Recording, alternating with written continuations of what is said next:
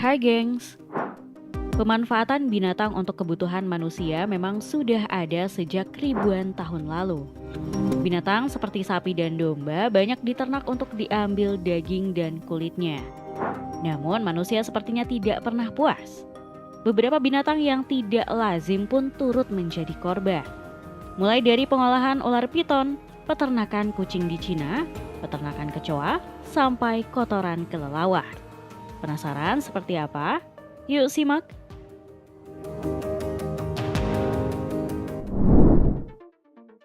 Proses kulit ular. Pemanfaatan kulit binatang untuk keperluan manusia memang sudah umum terjadi, seperti kulit sapi atau kulit kambing. Tapi tahu nggak sih gengs, kalau ular pun tak lepas dari eksploitasi oleh manusia, terutama ular piton yang diambil kulitnya. Kulit ular ini umumnya digunakan untuk produk fashion seperti tas, sepatu, hingga ikat pinggang. Salah satu daerah yang terkenal dengan ular piton adalah Teluk Intan di Malaysia. Di sini, beberapa warga berprofesi sebagai penangkap ular khususnya piton. Mereka akan mulai menaruh perangkap jaring di sekitaran kebun sawit. Ketika ular piton terperangkap, mereka akan segera menangkapnya dan menjualnya ke pengepul. Disinilah ular-ular hasil tangkapan diproses untuk diambil kulitnya. Ular-ular ini akan dipotong dan digantung untuk menghilangkan darahnya.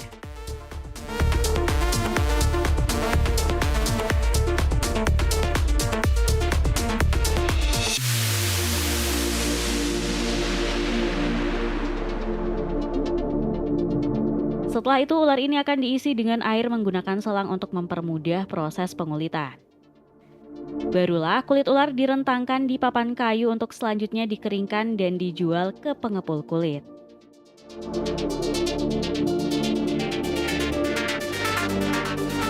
Di pengepul inilah kulit ular piton yang sudah kering biasanya dijual. Di sini kulit piton akan diukur dan dicek untuk menentukan harganya. Baru kemudian kulit ular ini akan dikirim ke pabrik pengolahan yang lebih besar. Di pabrik inilah kulit ular piton akan diproses dengan direntangkan di papan kayu untuk pengeringan. Selanjutnya, kulit ular ini akan disortir dan disetrika oleh para pekerja.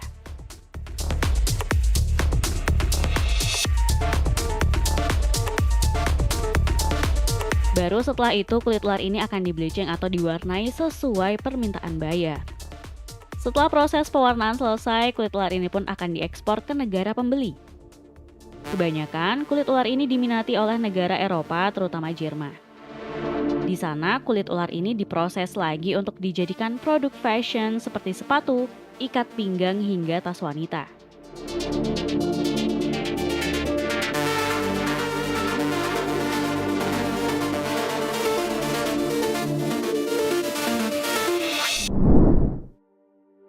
Proses daging kucing. Ada istilah yang mengatakan kalau orang Cina adalah pemakan segala bentuk binatang, tak terkecuali kucing. Di beberapa wilayah di Cina sudah menjadi hal yang lumrah kalau kucing diambil dagingnya untuk dijadikan makanan. Meskipun sebenarnya menjual daging kucing adalah tindakan ilegal di Cina. Namun menurut laporan, diperkirakan 4 juta kucing dibunuh untuk dikonsumsi di Cina setiap tahunnya.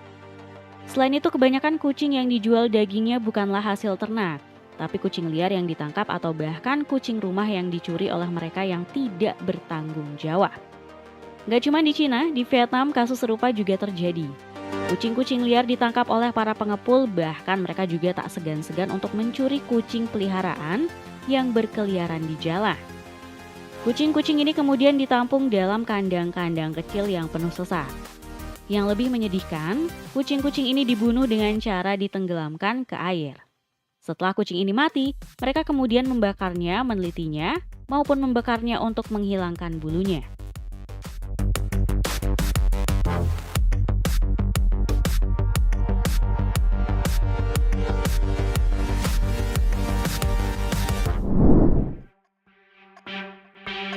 Peternakan kecoa. Kecoa adalah binatang yang dianggap kotor dan menjijikan. Tapi tahu nggak sih gengs, kalau di Cina ada peternakan kecoa. Yap, nggak tanggung-tanggung. Di Cina bahkan terdapat peternakan kecoa terbesar di dunia. Di sini terdapat jutaan kecoa yang sengaja diternak dan dibesarkan. Menggunakan bangunan yang sudah tidak terpakai, peternakan ini memanfaatkan setiap ruangan sebagai sarang bagi jutaan kecoa. Di Cina sendiri, kecoa umumnya digunakan sebagai obat tradisional yang dipercaya mampu mengobati berbagai penyakit.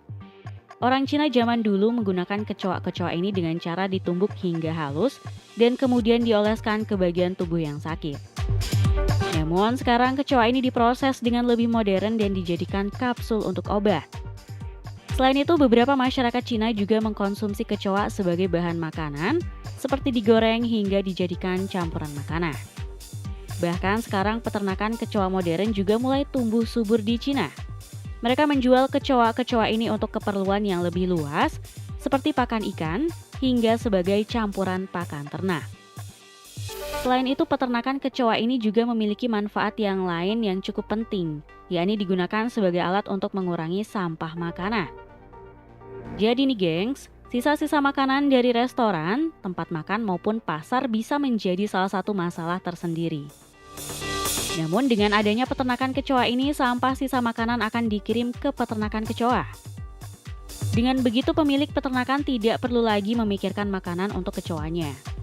Sementara pengusaha restoran jadi tidak pusing dengan sampah sisa makanan.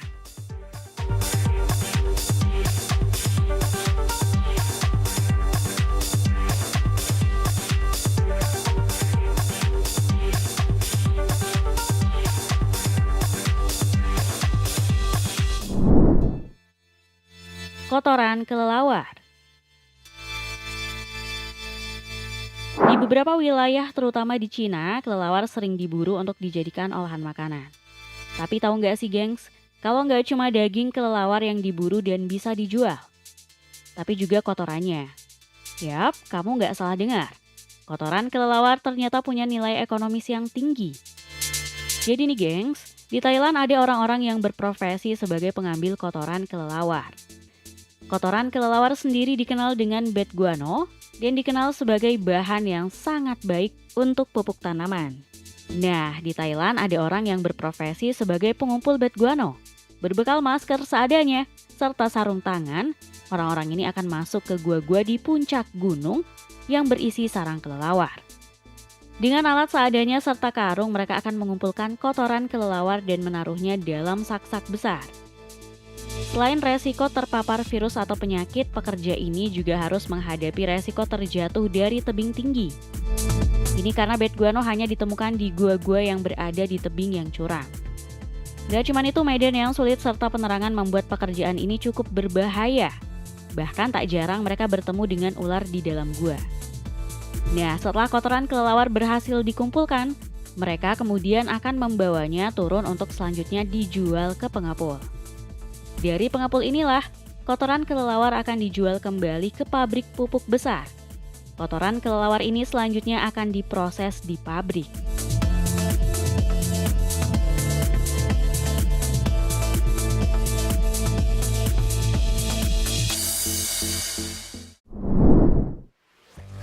Sarang burung walet. Sudah bukan rahasia lagi kalau sarang burung walet adalah salah satu bahan makanan yang sangat mahal.